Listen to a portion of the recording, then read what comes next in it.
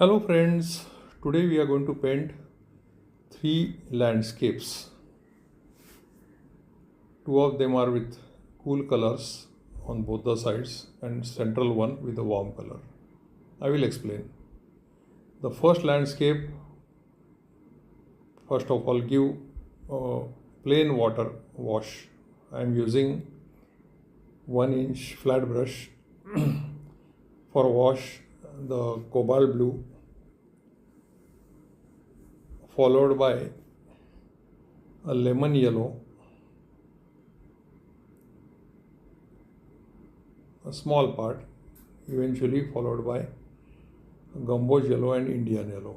This is an Indian yellow color, and then gumbo yellow, leaving this area for the sun as it is intact. Don't color that area, leave the white paper as it is. Allow these colors to blend naturally. As we have wetted the entire paper, the colors will blend themselves.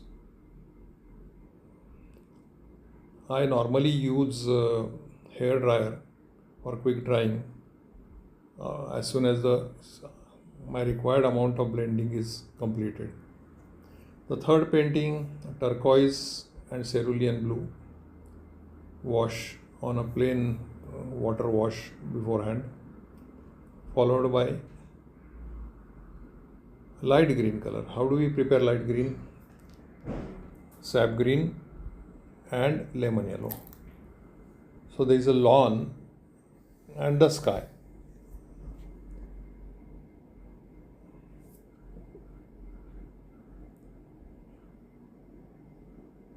The water wash before painting ensures that the colors uniformly spread, and even if you are slightly late in giving the washes, still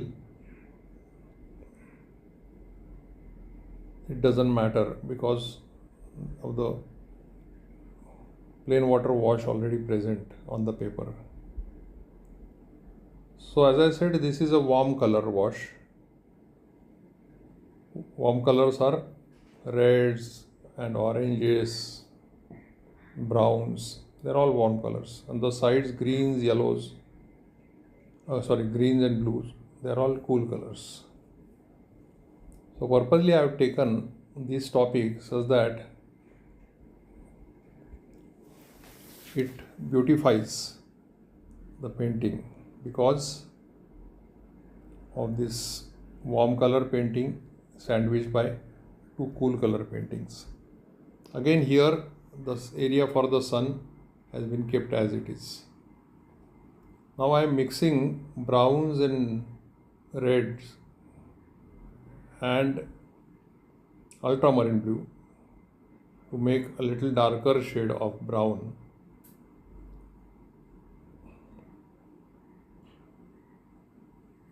Some distant mountains.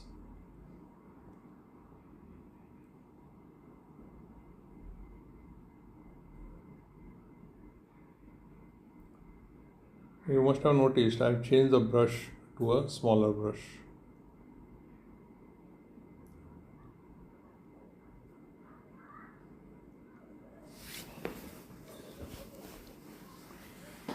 So clouds have been painted by using this darker shade.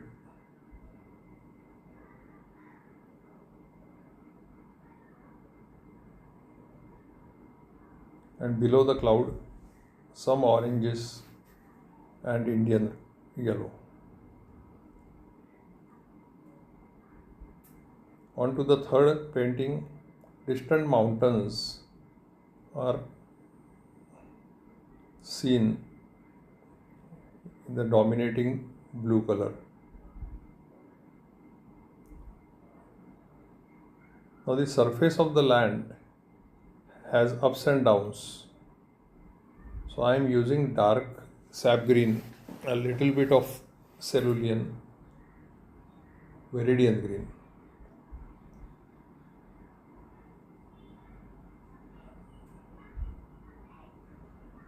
and blending on one side so that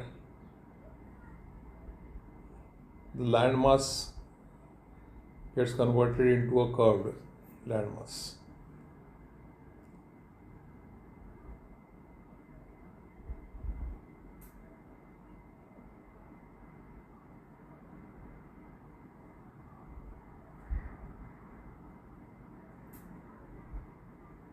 On to the second landscape. I am painting the horizon line, cutting the sun white area into two, which shows the sun and the reflection, and some indication of the clouds.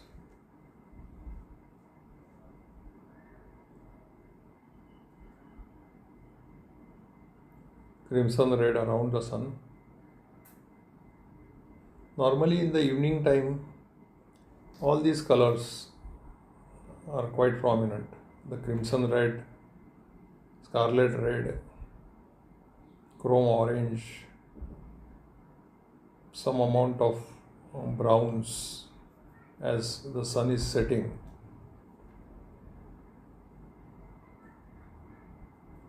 So what I have done is I have completed the wash part of it in all the three of them, and now I am going ahead with detailing. In the central landscape, I have added a boat with the masts and a rigger brush. Rigger brush is a very thin long hair brush. It's typically useful for painting long, thin lines because the long stem of the hair in the rigger brush retains larger amount of paint, maintaining the thinner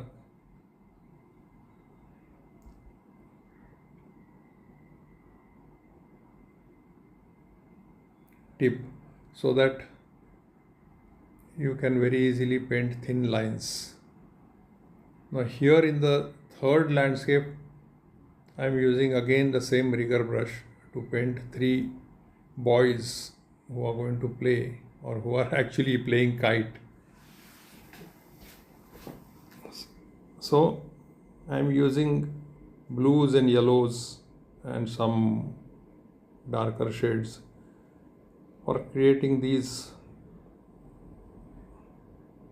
three boys. Now same rigger brush, I am painting the branches which are seen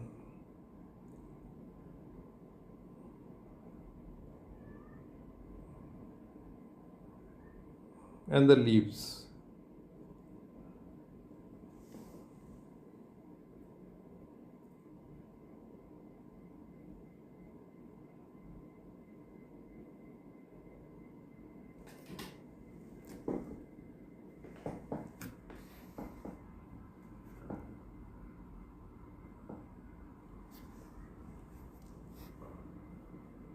So the trick is to have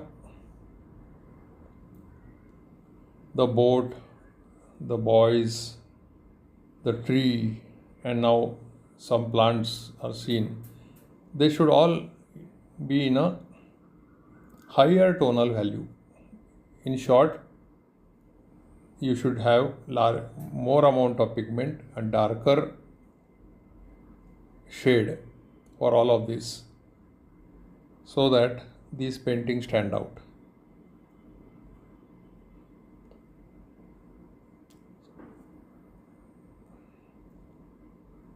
Now these are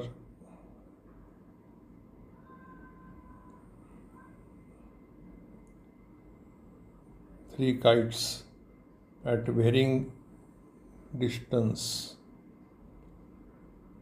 The kites will look very small because they are at a long distance. So note that don't paint the kites too large. and the masking tape removed, and here you are, the painting is ready. Please do like, subscribe and the bell icon in case you are interested. Thanks for joining.